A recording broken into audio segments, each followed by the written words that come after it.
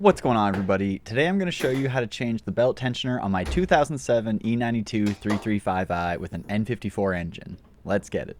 The belt tensioner is located down here to the left of your alternator. To get the belt tensioner out, we need to get the radiator fan out. There's one 8mm plastic screw right there on the passenger side, top side. If you have an automatic transmission, you'll have an automatic transmission cooler down here at the bottom of the shroud here for the fan that is held in with one screw. You get it from the bottom. This is a manual transmission car, so it's all good. This one, we got one electrical connection here, just pinch left and right and pull it out. And then you've got the infamous spaghetti noodle coolant pipe. Unclip this, and I've had success putting it just over here, keeping it out of the way, but some people recommend you disconnect it. But then you gotta bleed the cooling system, and that's a pain. So flop it out the way, pull the radiator fan out.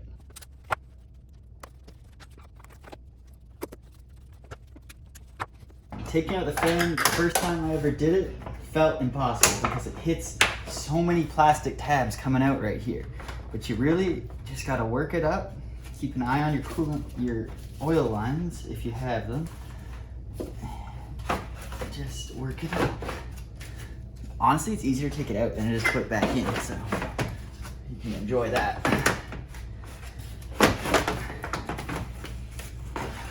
Not so bad this time, I'm getting better at it. If you have stock inlets going across the front of your motor, you have to undo the two Torx that hold the inlet to the motor so that you can shift it a bit to get to the tensioner back there. I'm just gonna pull my inlet forward so I can get better access to the bolt that's hidden behind that black plastic cover there. So I always make a little belt diagram before I take it off. The belt goes under the crank, over a pulley, under your power steering, up over your AC, around another stationary pulley, over your alternator, then it goes through the S-turn of the tensioner, and we're replacing both of these on the tensioner, and then it goes down under your crank. Here's the new tensioner. It's got a pin holding it in place so that it's retracted, makes it easy to install the belt, but you got both pulleys, which is nice. To get the belt off, you need a T60 Torx and a significant 1/2-inch breaker so that you have enough leverage on it. I'm pulling it to the right as if I was tightening a bolt. I'm just gonna slip off the alternator or any pulley that I can get access to. There you go. Once you got some belt off, you can let it relax. There we go. Now we'll unstring the belt. Belt out. You just want a T50 to get on this Torx here and a bit of an extension.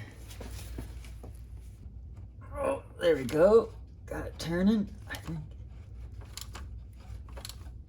Nice. Woo! That was stressful. Something about that made me feel like it was gonna strip.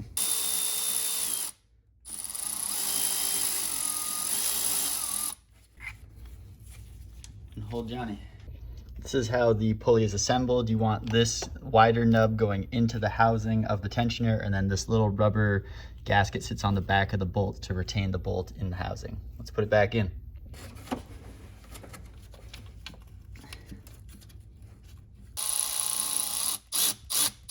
Now we torque this bolt to 40 Newton meters or 29.5 foot-pounds. The belt size you want for your N54 is this 7PK 1855. Don't know if Bando is the best brand, but it's newer than my other belt. We got our belt going around all the pulleys here.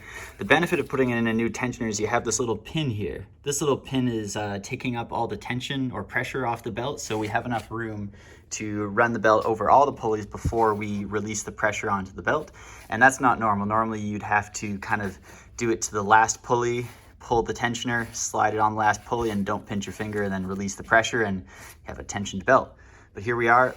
We've got it all lined up. I've kind of reached down underneath the power steering pulley there, which is on the far bottom right side, and kind of put my hand under it to feel if the belt is in all the ribs and grooves of the pulley, and it feels good. You can see the AC and the alternator easily, and the crank. Run your hand around the bottom, just make sure it's sitting in all the grooves down there. Just keep it straight on all the pulleys and it should be good. There we go. There we go. Release the tension. Ta-da, pin out.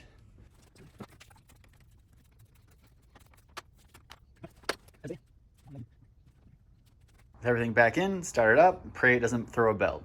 If you opened your cooling system like I did, you should bleed it, which you do by keying on the car, putting your foot on the throttle pedal for 10 seconds with the heat on high. Eventually you hear the water pump kick on. You should have your battery on a tender to make sure it doesn't die.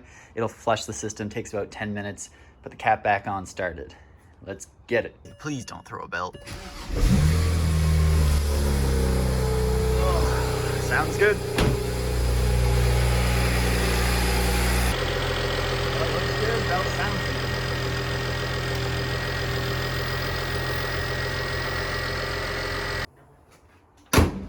Thanks for watching, and have a good day.